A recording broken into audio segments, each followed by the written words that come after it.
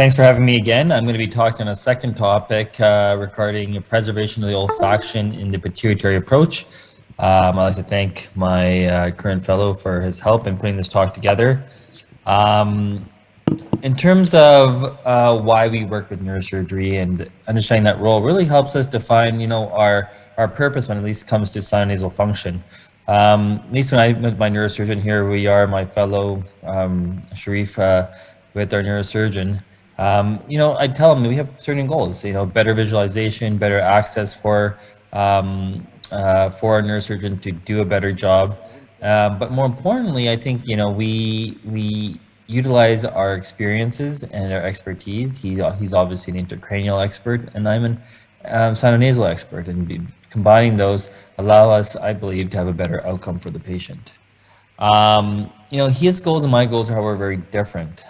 He just cares about, helping obviously the patient's vision, if there's a compression on the optic nerve, addressing any kind of hormonal dysfunction that may be a result of a secreting tumor, or even maintaining pituitary function. Obviously, he cares about the adequate tumor resection and not getting any intracranial complications. Versus my goal is really to serve the neurosurgeon partially, providing the best visualization, the best ability to instrument in the nose, help with the closure of the CSF leak if there is one.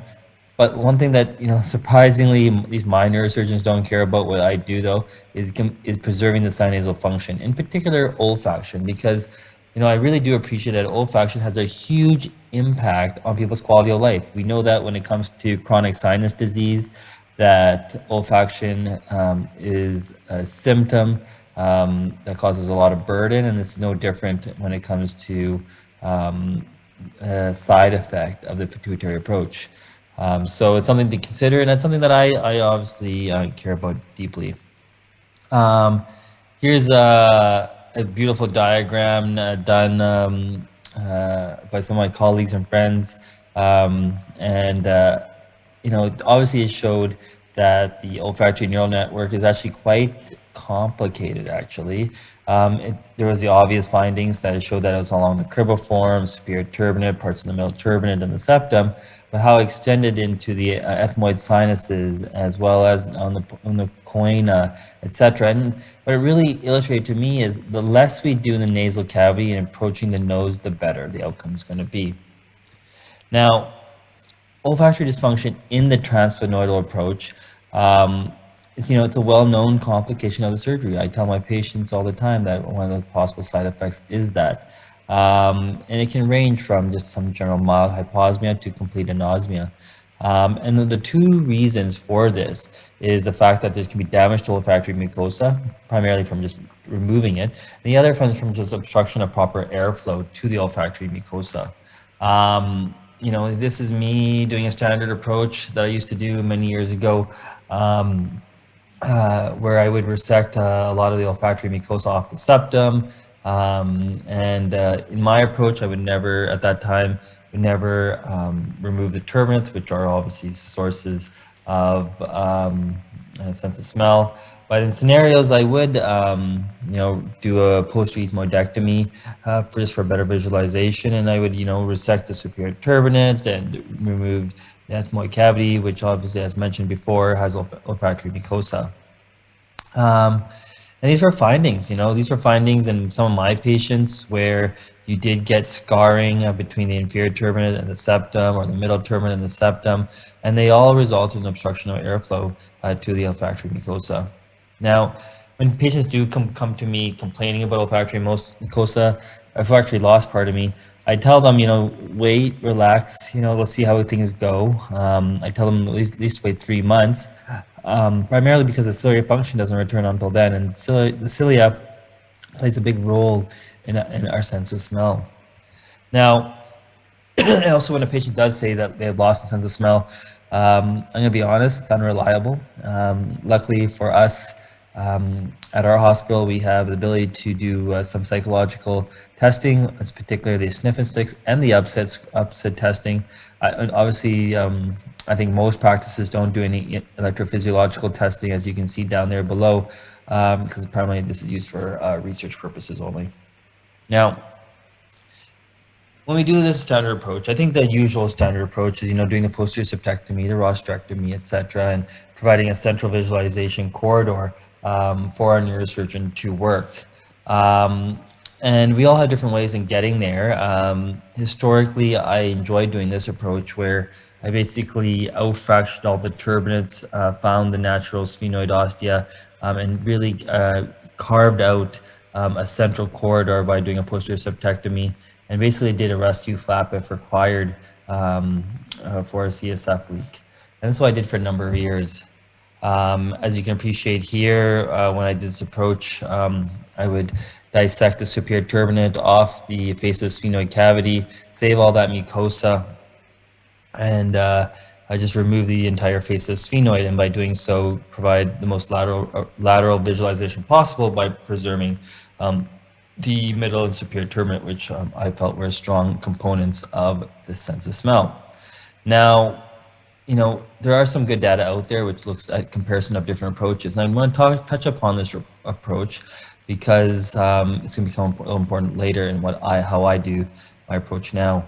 Now, the microscopic approach, obviously the very standard neurosurgical approach, versus the transsphenoidal approach, showed that olfaction was much better in people who had the transsphenoidal approach.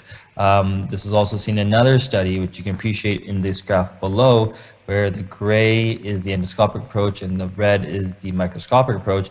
As you can see, for normosmic, majority of the patients fell in that category, versus in the microscopic, barely none. What was interesting about this paper, which I started to do a better job in the olfactory mucosa department in terms of at least preserving as much as I can the nasal cavity, was understanding the trajectory of the planum.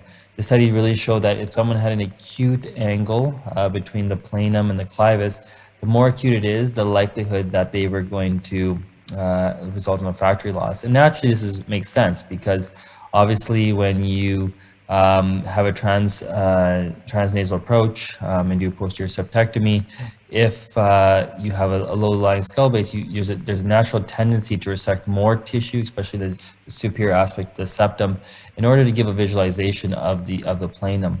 I naturally have a standard rule where I used to preserve all the olfactory mucosa superiorly along the septum, and as long as you could put your scope into the sphenoid sinus, where you remove the entire face of the sphenoid cavity, you give the same perception as if you would have just resected the entire olfactory mucosa of the superior septum. I'll kind of showcase this a little later as well. The things that also come up to question is your septal reconstruction. What's that impact? Well, there is a general impact initially for at least 6 months. It can be, but overall, putting a nasoseptal flap on your skull base repair doesn't have an impact on the sense of smell.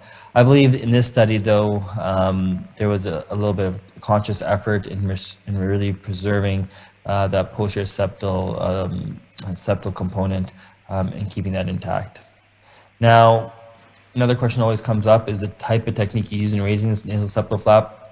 Some people do cold steel and some people use needle tip cautery. I use needle tip cautery, and primarily because it's faster and it also prevents bleeding at the cut sites. And luckily for me, because I'm very particular about olfaction, is that electric cautery does not seem to have an impact on the sense of smell. My settings, and again, everybody's settings is very different depending on the type of equipment they're using, is moderately low to ensure that there's no thermal spread. As I transition more into doing the transnasal approach and doing the posterior septectomy, I started doing more of this olfactory strip preservation technique. This was in order to keep all this olfactory mucosa intact, and by keeping this intact, my nasal septal flap was much lower, and sometimes if it needed to be extended much larger, I would keep this posterior septal mucosa and extend it over further higher above the septal body, and then anterior in order for this flap to be bigger if required. Now, what does that olfactory strip look like? So this is a patient who I did a posterior septectomy approach. Here's just me highlighting that strip of mucosa I keep. And one of the important things I always like harp on and illustrate is that if my camera is out here, you're definitely going to appreciate that olfactory strip. But as soon as I put my camera deeper in and at the level of the sphenoid, you don't see it. It has no impact on the neurosurgeon at all. Now, I'm going to tell you what I do now, and I'm calling what is old is new. Obviously, what is old is the microscopic transsphenoidal approach, which you appreciate here, and this is using that speculum approach. It's funny, and I've seen it, and I've just seen it done recently still, where when you put the speculum in, the neurosurgeon really doesn't have much leeway, and their ability to fulcrum is limited based on the speculum. Now, the way I do it now is I actually do that endoscopic transseptal approach. I do the transseptal approach, but I do it endoscopically instead of microscopically, and I don't use the speculum because now you get the leeway in your instrumentation for the neurosurgeon. More importantly, everything that is lateral to your septal mucosa doesn't get injured. And if a nasal septal flap is required, it's easily elevated by just making the necessary cuts that are required. So this is us doing a typical septoplasty. Now you get to the rostrum, and it's really easy. You just elevate this off the sphenoid. You do the rostrectomy as you naturally do, but instead of having a posterior septectomy and losing all that tissue, here you're keeping it all intact. And then here's us removing all that mucosa. And now in this end, we have to make an incision on the contralateral side as well, so that we have the binaural approach. And that's a little different from the microscopic approach, where it goes usually through one nostril. And you get a great visualization. I would say it's very similar to the transnasal approach, but it just feels like a tighter corridor because you see that hooding of that mucosa. But as you bring that endoscope in, as I mentioned at the sphenoid, it doesn't seem to hinder that visualization. So that's how we do it now. I like it because the nose heals faster. I don't see the patient for 8 weeks, and by the time I see them, this nose is completely healed and looks like brand new. So anyways, thanks you for your attention. I appreciate you guys all having me. Again, thank you. Thank the scientific committee. Thank you, Dr. Azala, for having me here.